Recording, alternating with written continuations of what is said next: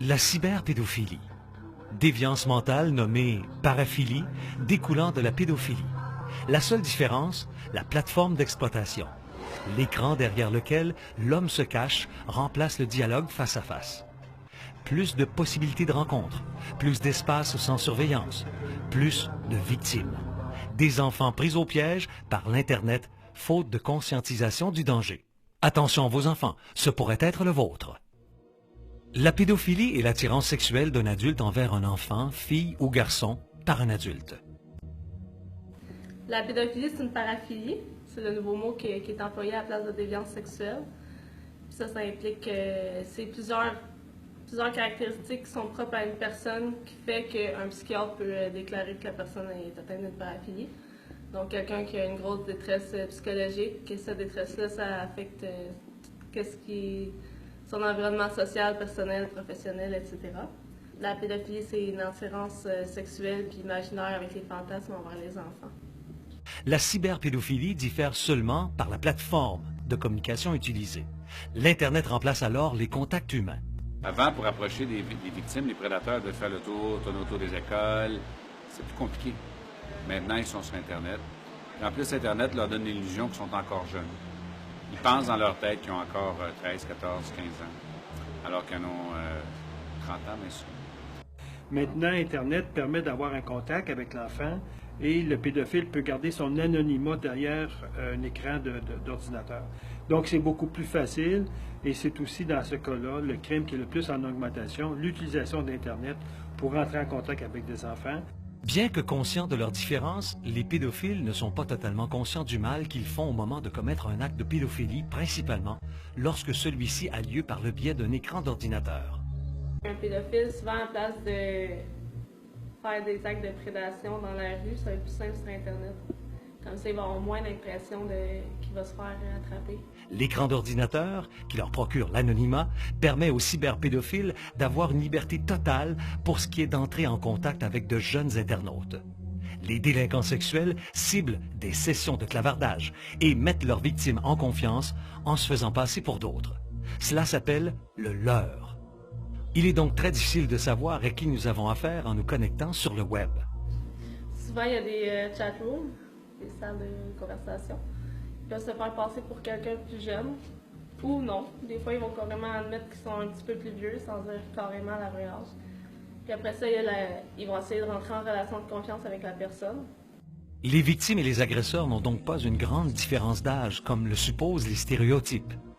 La moyenne d'âge des prédateurs se situant considérablement en deçà de la croyance populaire, soit dans les environs de 25 ans, selon Statistique Canada. L'âge des victimes et l'âge des prédateurs au Canada ressemble à ce qui se passe ailleurs. On a toujours l'impression que c'est un vieux mononcle cochon de 50-60 ans qui va courir après les petits gars de 7-8 ans. Il y a plus de jeunes entre 18 et 30 ans qui ont été condamnés pour la pédophilie que des gens à haut de 30 ans. Donc, on le voit, c'est une activité qui commence jeune dans la vie du criminel homme, 18, 19, 20 ans, et les enfants qui sont victimes, effectivement, c'est autour entre 10 et 14 ans à peu près. La Sûreté du Québec est l'autorité principale quant à la lutte des cybercriminels. En fait, en avril 2012, la Sûreté du Québec annonçait l'ajout de 21 policiers et de 4 spécialistes de l'informatique à son escouade d'enquête sur l'exploitation sexuelle des enfants sur Internet. Si les policiers ont créé cette unité-là, c'est d'abord parce que les journalistes, par leur travail de journalisme d'enquête, ont mis au jour un problème social important qui a choqué beaucoup de gens, qui a provoqué des réactions et puis qui a forcé la main, dans le fond, aux politiciens et aux policiers de faire quelque chose. D'autres solutions législatives sont proposées comme celle de rendre le registre d'enregistrement des délinquants sexuels public. En fait, au Québec, les autorités n'ont pas à rendre publics les détails concernant la réinsertion sociale des délinquants. Il est donc impossible pour le citoyen québécois de savoir qui sont les pédophiles remis en liberté où ils iront s'établir. C'est un choix de société.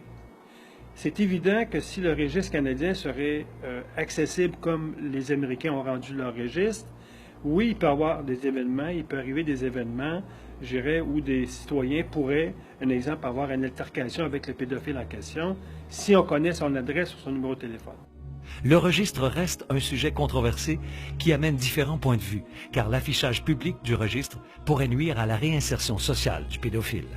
Quelqu'un qui a vraiment réussi ses thérapies, ben, il va dans une communauté pour partir à neuf, puis ça ne donne jamais la chance de s'en sortir. Aux États-Unis, la description physique et le lieu de résidence du prédateur sont révélés afin de mieux prévenir les parents. Le Canada n'arrivera pas jusque-là. Par contre, de rendre l'information publique lorsque le criminel est libéré et considéré dangereux, ici, c'est savoir qu'est-ce qu'on protège. Est-ce qu'on protège le pédophile qui est dangereux, qui n'a pas fait d'effort en prison pour se corriger, qui ne veut pas se corriger, ou si on protège les enfants? Dans la société, il faut que les victimes et leurs proches aient le sentiment que la société leur rend justice quand ils sont victimes. Si les sentences sont pas assez importantes et font en sorte que les victimes ont l'impression que la société ne leur rend pas justice, un jour, ils vont vouloir se rendre justice eux-mêmes. Et ça, c'est le début de l'anarchie, puis on ne veut pas ça. Un pédophile, lorsqu'il est libéré dans l'anonymat, ses chances de récidive sont 2 fois plus élevées parce qu'il a l'impression que personne ne le connaît. On va dire, il y a un des prédateurs qu'on a fait dans la première émission qui pleurait et tout. Puis quand on a fait un autre personnage, il chattait encore avec la jeune fille de 15 ans. Il était encore en train de le faire. Les moyens de contrôle, je dirais, le pays qui est le plus avancé là-dedans, c'est les États-Unis, en Californie. En Californie, lorsque vous avez commis 3 crimes à caractère sexuel, la sortie de prison, vous aurez à choisir un des 3 moyens de contrôle. Soit le bracelet électronique, soit la castration physique, ou soit la castration chimique. Malgré la grandeur de ce fléau qu'est la cyberpédophilie, il est tout de même possible d'agir au moyen de la sensibilisation et de la prévention auprès des enfants. Il ne faut pas prendre pour acquis que vos enfants ne sont pas menacés. Tous les enfants sont menacés. Il ne faut pas penser non plus que... Je ne dis pas qu'il ne faut pas faire confiance à ses enfants, mais les gens qui veulent agresser, qui s'intéressent à vos enfants, sont des gens souvent intelligents, qui sont souvent habitués, qui sont souvent prêts à tout. Je pense que les parents, il faut qu'ils gardent un contact, qu'ils restent ouverts, qu'ils se tiennent au courant de ce que font leurs enfants.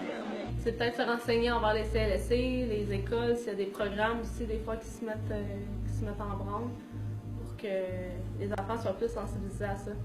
Des fois, ils disent « Ah, ben oui, je fais attention, mais à quel point ils font attention? » C'est surtout pour les parents d'avoir un œil sur ce que l'enfant fait, que ce soit par mettre l'ordinateur dans la cuisine, dans le salon.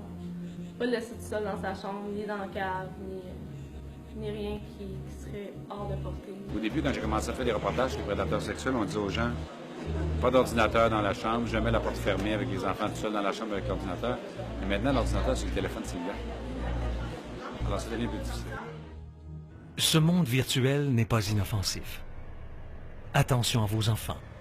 L'Internet n'est pas qu'un jeu. Un relâchement de sa surveillance pourrait être fatal pour un jeune utilisateur. Attention à vos enfants, même s'ils sont des vôtres. Gardez un œil sur ce qu'ils font pourrait s'avérer être la solution la plus simple pour prévenir ces drames modernes. Attention à vos enfants. Les cyberprédateurs pourraient être des vôtres.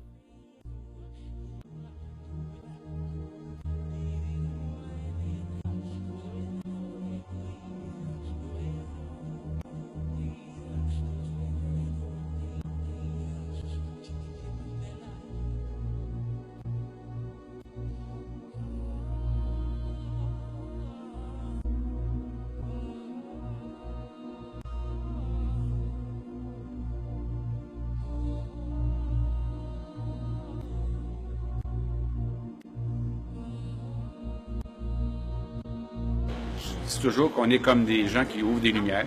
À partir du moment où on ouvre la lumière, si on se rend compte, si les gens qui sont dans la pièce, les citoyens, se rendent compte qu'il y a des souris ou qu'il y a des coquerelles, là, ils peuvent choisir de refermer la lumière puis de vivre avec les souris et les coquerelles, ou ils peuvent décider de faire venir l'exterminateur. C'est pas moi l'exterminateur. Moi, j'ouvre la lumière.